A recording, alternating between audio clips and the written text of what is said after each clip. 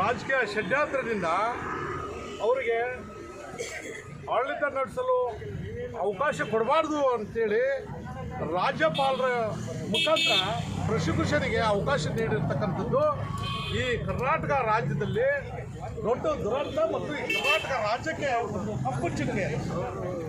ಇದನ್ನು ವಿರೋಧಿಸಿ ಇಡೀ ರಾಜ್ಯದಲ್ಲಿ ಇವತ್ತೇ ಪ್ರತಿಭಟನೆಗಳು ಸಂಘ ಸಂಸ್ಥೆಗಳಿಂದ ಇತರೆ ಪಕ್ಷಾತೀತವಾಗಿ ಪಕ್ಷ ಸಹಿತವಾಗಿ ಪ್ರತಿಭಟನೆಗಳು ಇಡೀ ರಾಜ್ಯದಲ್ಲಿ ನಡೀತಾ ಇದೆ. ಒಬ್ಬ ಸಿದ್ದರಾಮಯ್ಯನವರು ಅವರ ಯೋಜನೆಗಳು ಪ್ರತಿಯೊಬ್ಬ ಜನಸಾಮಾನ್ಯರಿಗೆ ಮುಟ್ತಕ್ಕಂಥ ಯೋಜನೆಗಳು ಇವತ್ತೇ ಅವರು ಈ ರಾಜ್ಯಕ್ಕೆ ಕೊಟ್ಟಿದ್ದಾರೆ.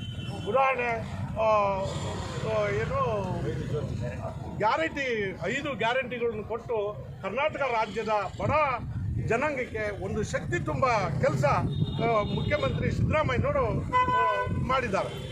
ಇಂಥ ಒಂದು ಯೋಜನೆಗಳನ್ನು ಕೊಟ್ಟಿರ್ತಕ್ಕಂಥದ್ದು ಭಾರತೀಯ ಜನತಾ ಪಕ್ಷದವರಿಗೆ ಸಹಿಸ್ಕೊಳ್ಳೋಕ್ಕಾಗದೇ ಇರ್ತಕ್ಕಂಥ ಒಂದು ನೋವಾಗಿದೆ ಅವರಿಗೆ. ಇವತ್ತೇ 2018 ಸಂಸತ್ ಚುನಾವಣೆ ಸಂದರ್ಭದಲ್ಲಿ ಕರ್ನಾಟಕ ರಾಜ್ಯದಲ್ಲಿ ಒಂದೇ ಒಂದು ಸ್ಥಾನ ಕರ್ನಾಟಕ ಕಾಂಗ್ರೆಸ್ ಪಕ್ಷದಿಂದ ಬಂದಿತ್ತು. ಇವತ್ತು 2024 ಚುನಾವಣೆಯಲ್ಲಿ 9 ಸ್ಥಾನಗಳನ್ನು ಗೆದ್ದಿರ್ತಕ್ಕಂಥದ್ದು ನಮ್ಮ ಶ್ರೀಧರ್ ಮೂರ್ತಿ ಅವರು ಹೇಳಿದಾಗ ಅವರಿಗೆ ಅರಗಿಸ್ಕೊಳ್ಳೋಕ್ಕಾಗದೇ ಇರ್ತಕ್ಕಂಥ ನೋವಿನ ಸಂಕಟ ಆಗಿದೆ.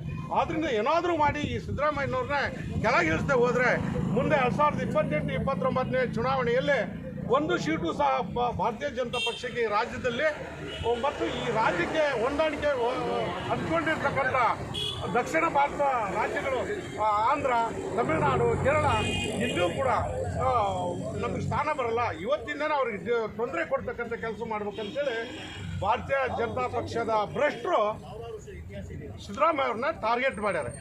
ಇವರಿಗೆ ಭ್ರಷ್ಟಾಚಾರ, ಅನ್ಯಾಯ, ಅಕ್ರಮ ಇಂಥವು ಸರಮಾಲೆಗಳೇ ಭಾರತೀಯ ಜನತಾ ಪಕ್ಷದವರು ಪದವಿಗಳು. ಆದರೆ ಸಿದ್ದರಾಮಯ್ಯನವರು ಅದಕ್ಕೆ ವ್ಯತಿರಿಕ್ತವಾಗಿರ್ತಾರೆ.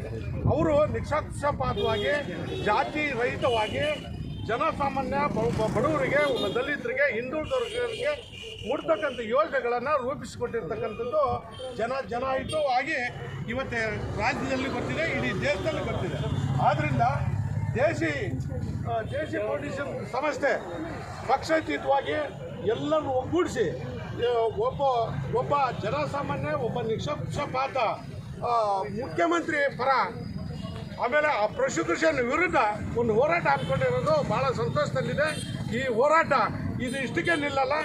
ಆ ಪ್ರಾಸಿಕ್ಯೂಷನ್ ರಿಜೆಕ್ಟ್ ಆಗೋವರೆಗೂ ನಮ್ಮ ಹೋರಾಟ ಇರುತ್ತೆ ಅಂತ ಈ ಸಂದರ್ಭದಲ್ಲಿ